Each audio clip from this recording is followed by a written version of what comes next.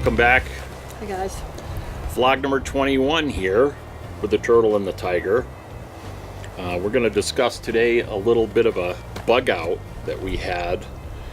As you recall in the last video, vlog number 20, we were at Meredith Lake in Fritch, Texas, right? Correct. And as we were filming the last part of the video, the wind had died down a little bit, and we had the camera on the leeward side of the truck so that we could block any wind so it wouldn't make any excess noise on the microphone like it's probably going to do right now. Right. Anyway, so we started to notice the side of the truck was just getting hammered with bugs. It was just coated with bugs. Now, we did tell you that then, but what we didn't tell you during that video, and I think we got distracted because of it, is the previous night we started to notice the bugs a little bit, to the point where Yvette and I, we were sitting up on the hill, and then we had come down after the sun went down. We came into the coach and we put the light on, and it drew in like 30 or 40 of these things right away. Too many bugs. Too many bugs. So what we had to do is we had to shut off all the lights inside the coach. Right, forgot. Pull the screen on the vent fan, the fantastic vent fan, pulled the screen off, put the fan on suction, cracked open a window, and then we used the light like you would with a cat, a light dot up on the fan, and then it would track the bugs and they got sucked out of the thing. But it's not bad when you have a few bugs in your house, but when you have a few bugs in the coach, you can't get away from it. It's just too close in proximity. Not good. So needless to say, we were a little preloaded with that, which you didn't really see on the video the next day when we were wrapping up and the bugs were on the side. So we wrapped up the video and we shut the video, we put the camera away and decided to move. Bug out. Yep, Well, we were going to move. We're going to go up on the cliffs. Right. Or up on the... Yeah. What would you call it? Mesa? Yeah, up on the mesa that overlooked the lake. It would be about a 200 or 300 foot elevation increase, and it was really looking over the lake. Would have been a nice view, and it was going to be our third spot that we were going to explore anyway when we initially came in. So we packed up everything. The trailer was all hooked up. We just had to put the bikes on and close things up, and away we went. It took us 10-15 minutes to get up there. Not even. Well, we got up there, and I didn't even stop the truck. We just left the engine running. We got out. We looked at the campsite, looked it over. It would have been fine. It would have been fine to stay that night, but the bugs were still there. Yeah, the wind wasn't, so then it wouldn't have been fine. Right. So yeah, so we're looking at the truck, and they're still with it, hanging out. So we just decided, you know what? What's the point?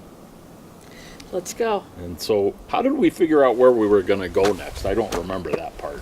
Because I remember saying, let's just go. And for some reason in my mind, I thought Sugarite, but... It was, we were supposed to go to Sugarite, but that was going to be... 300 miles? 280 miles? Yeah, something like that. And so it was already, what? 2 o'clock in the afternoon? Right. 1 o'clock in the afternoon? I'm not going to want to drive that far. So I picked somewhere that was closer, and that was Clayton Lake in New Mexico. And I think that one was only like 130 miles. Yes, I believe it's about 130 miles. So Clayton, New Mexico, we were in Texas, so off we go to Clayton, New Mexico, and Clayton Lake State Park, which is, once you get to Clayton, you go through Clayton, and then you bang a right, and then it's 12 miles outside of town.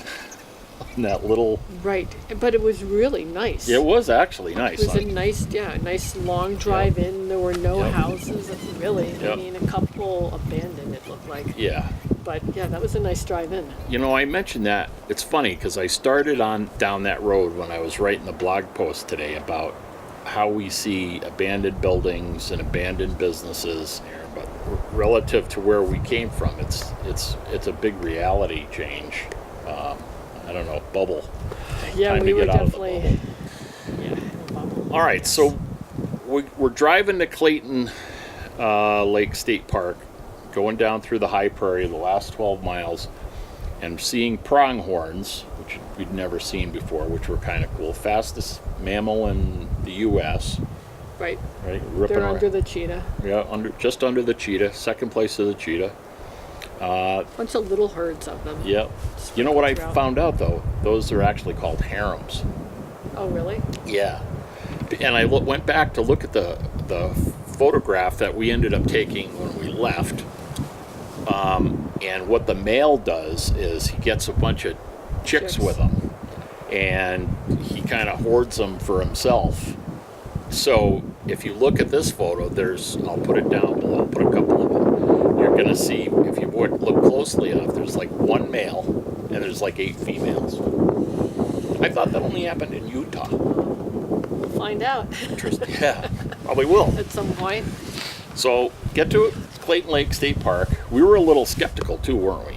About the Yeah, whole, but we were very skeptical. We had reviews from another couple that we met from New Mexico, and they said if we were to go to either state park, they would pick Sugarite over Clayton Lake. So I had kind of tried to wash that one off our list. But knowing that we needed to go somewhere in between of Sugarite, we decided we would just check it out and more out see. of necessity. Yeah, because we didn't want to drive. And we figured 250 miles. Yeah, and I think we figured if worst case scenario was we didn't like it, we're going to get there late in the day, you bunk up, suck it up, next morning you don't like it, leave. Right. But when we got there, it was pretty awesome. Yeah, it was actually, yeah. I mean, we took a campsite way down at the farthest end of the campground. Yep. Nobody was by us. I mean, you probably could only have put 2 other rigs there. Yeah, and they were primitive sites too. There was no hookups. And that sort of deters people too. You see more people gravitate to, if you go into a state park and you're kind of wondering where it's going to be the most congested, it usually is congested more with the hookups than it is in the primitive system, unless there's like a Boy Scout rally or something like that.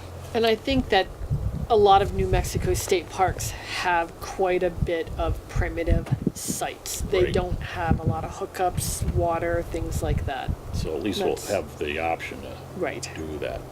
So it's around a lake, or like 3/4 of the way around a lake, and looked pretty cool. We were up on like a sort of a rocky outcropping outlook over the lake. Yeah, it was nice. I mean, Yep. it was definitely dark sky that night. Yep. There were no lights anywhere. That is Right. one thing, once again, New Mexico's got going for them. Is the lighting. Yeah, very low lighting, if they have any in the campground. So what you're referring to is, for instance, if they have a bathroom, take a bathroom that's in a Texas State Park and a bathroom in a New Mexico State Park. The bathroom in the Texas State Park at night, there'll be lights all the way around it, and they don't really care what direction the lights are pointed, but the New Mexico State Park sort of have a sconce Right, over them. so the lights gets projected down on the ground more than it does up in the air, so you kind of preserve that whole night sky star watch thing. Which is nice. So the next morning, wake up, have breakfast, hang out, do, kind of hanging out, and what did you do? You go and check the weather. And the weather said for that night where we were supposed to get down in the 20s. And windy. And windy. So for that, I mean, we're not pussing out because of the cold so much as I've got, 20 or 30 gallons of water left in the trailer. The truck's got water in it. The problem with the trailer is there's no real way to heat the water or keep it warm and keep it from freezing solid at night. And if it was just going to be down in the 20s for a little while without any wind, normally I open up the kitchen, I fire up the hot water heater, Right. and then I close up the kitchen, and it sort of holds the heat in for about 4 or 5 hours, and we can usually overcome any cold weather that way. But it wasn't really going to work out for us. So No, it was supposed to stay pretty cold the Yeah, next day. yeah. And I think that it was really supposed to be cold early yeah, and for about 12 hours. yeah, that's right. The Right. duration of the Right. cold was going to be a big problem too, So we decided, I checked the weather up at Sugarite, which you're very good at, by the way.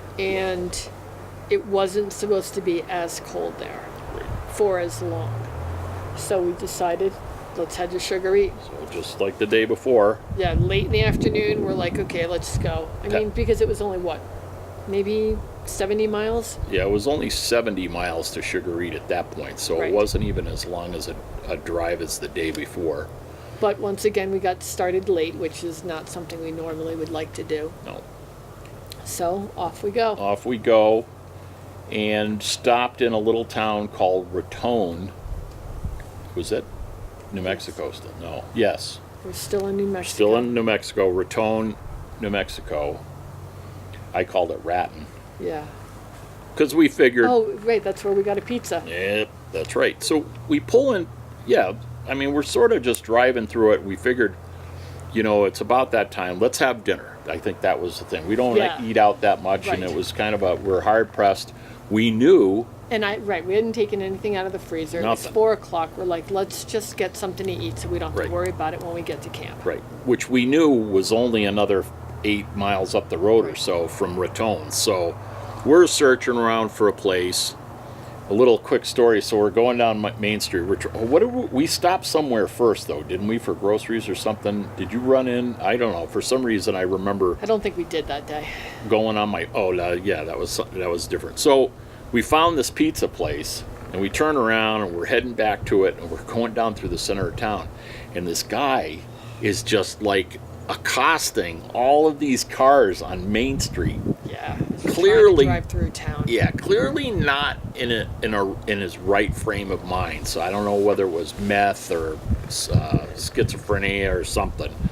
But yeah, definitely don't want to look him directly in the eye. Snakes in the hair, all that. Anyway, Nice. so it was kind of sketchy too where we were going to park the rig. It's not like we could park in a regular spot. Yeah, and- there was nowhere to park Yeah. really. It was all like parallel parking, but we finally found a spot. Yeah. Found a spot, went in, had a nice pizza, had a nice conversation with the waitress there. And they are having drug issues. Yeah. In that particular town, I believe it was a coal mining town at one time. No. But whatever industry they had at the time sort of faded away, and then drugs are moving in. So you had sort of this really nice section of town that's just Right. struggling along for business and stuff like that. So get out, get in the truck, and we're off to Sugarite. So we get in, it's beautiful. We're going up through this canyon, and oh God, yeah, it's beautiful. Oh, look at the beaver ponds. But it's starting to get a little chilly. I think it was close to 33 at that point. So I'm getting a little nervous. Right.